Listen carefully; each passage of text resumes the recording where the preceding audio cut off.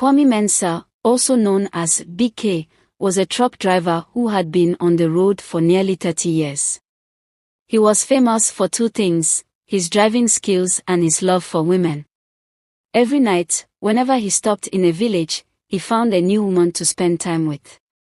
He made promises he never kept, leaving many women heartbroken.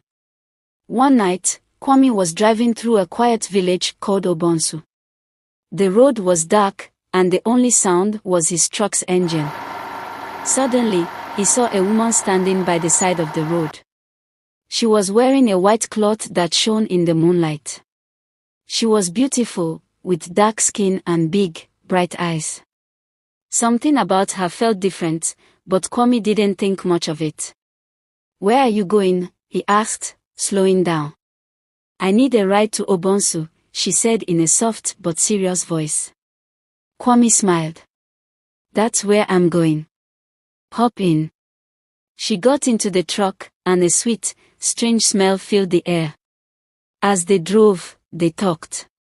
She said her name was Adwa and that she was a widow visiting her late husband's family. Kwame, as always, started flirting. "You are too beautiful to be alone," he said, grinning.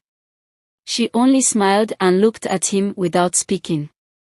When they got near Obonsu, she placed her hand on his leg. "Let's stop here for a while," she whispered. Kwame, excited, pulled over. The night was silent except for the sound of crickets. He leaned in to kiss her, but the moment their skin touched, everything changed. Her hand became ice cold.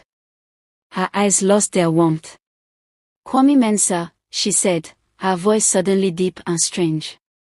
"Do you know how many women you have left crying by the roadside?" Kwame froze. He had never told her his full name. She grabbed his wrist, and her fingers felt sharp like claws. His heart started beating fast. "Do you remember Akojua from Asamankis?" she asked. Kwame gasped. He remembered Akojua. She was a young girl he had promised to marry but abandoned when she got pregnant.